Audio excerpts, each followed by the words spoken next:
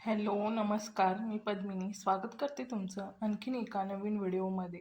आज आहे मार्गशीर्षचा पहिला गुरुवार. तुम्हा सर्वांना मार्गशीर्ष गुरुवारच्या खूप खूप शुभेच्छा.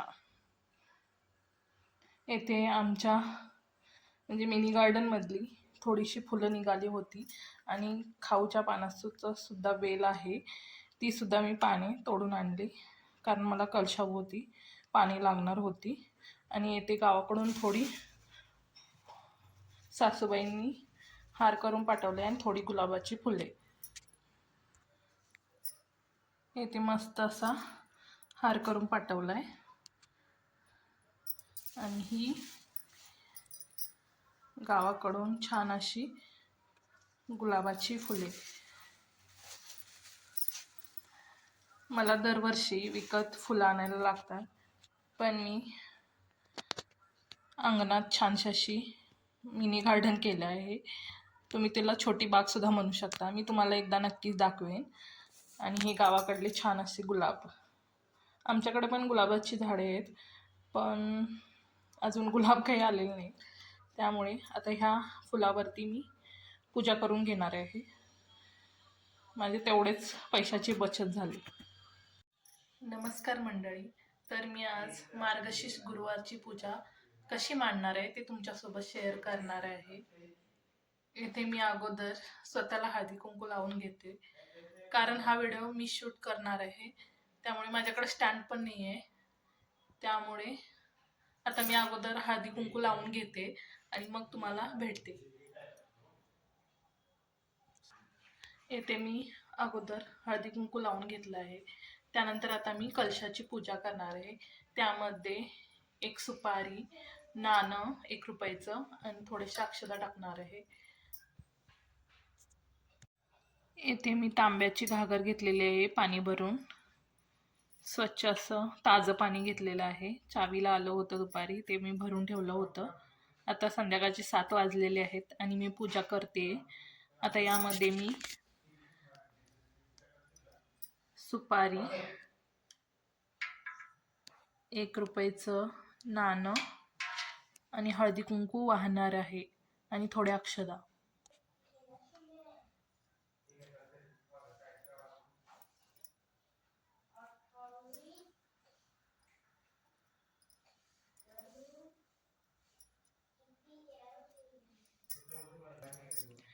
येथेही मी खाऊची पानं घेतलेली आहेत. मला आंब्याच्या डहाळ्या मिळाल्या नाही. जे जसं मिळते तसं मी करते पूजा. आता ही मी कलशाभोवती लावून त्यावरती नारळ बसवणार आहे. येथे मी मस्तपैकी असं नारळ कलशावरती बसवलेला आहे, म्हणजे नारळ ठेवलेला आहे. बघू शकताय तुम्ही. आता मी नारळाला हळदी कुंकू लावणार आहे. येथे मी मस्तपैकी असं हळदी कुंकू लावलेलं आहे. आता किती छान वाटते बघा कलश. छान हळदी कुंकू लावल्यानंतर मस्त दिसतोय कलश. असं वाटतंय साक्षात देवीच प्रकट झाली आहे. इथे मी चौरंग सुद्धा ठेवून दिलेलं आहे आणि त्यावरती लाल वस्त्र अंतरलेलं आहे. आता तेथे मी तांदळाची थोडंसं तांदूळ पसरून घेणार आहे आणि हळदी कुंकू वाहून त्यावर कलश ठेवणार आहे. इथे मी वस्त्रावरती तांदूळ पसरून घेतले आहे, तर त्यामध्ये हळदी कुंकू वाहते. इथे मस्त असा कलश ठेवून दिलेला आहे. इथे मी लक्ष्मी देवीचा फोटो सुद्धा ठेवला आणि आता या फोटोला मी फुलांचा हार घालून घेते. इथे मस्त असा मी फोटोला हार घालून घेतला आहे.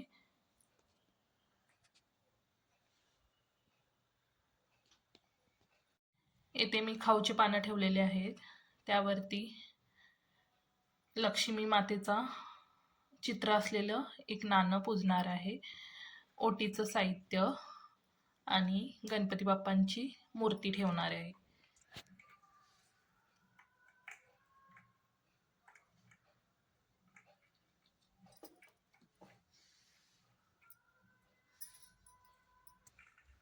येथे खारीक खोबरं, हळकुंडाचा तुकडा आणि बदाम ठेवलेला आहे.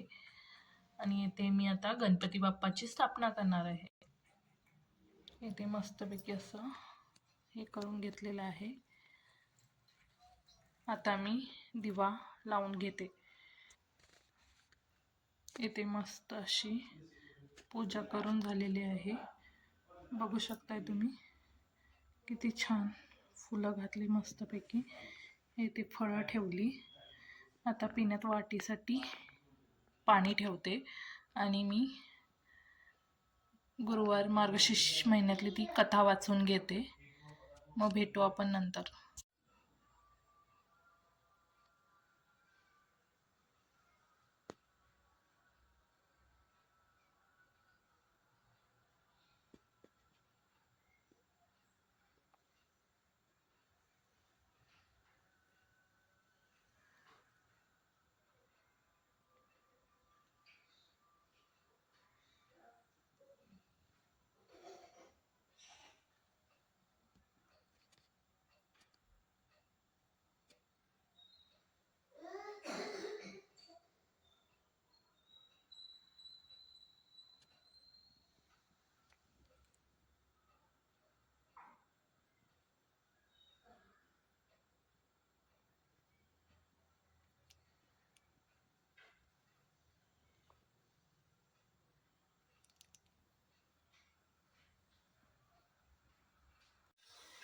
येथे नैवेद्यासाठी रताळ्याच्या पोळ्या करून घेतलेल्या आहेत आणि थोड्या चपात्या.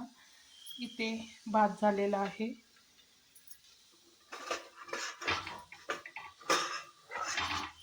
इथे वांग्या बटाट्याची भाजी.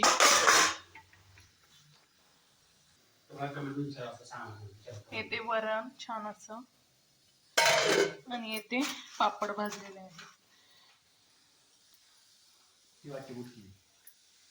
ह्या मस्त अशा रताळ्याच्या पोळ्या तुम्हाला बघायला नक्की आवडेल का हे कमेंटमध्ये कमेंट करून नक्की सांगा. तसं मी त्याची रेसिपी लवकरच तुमच्यासोबत शेअर करीन.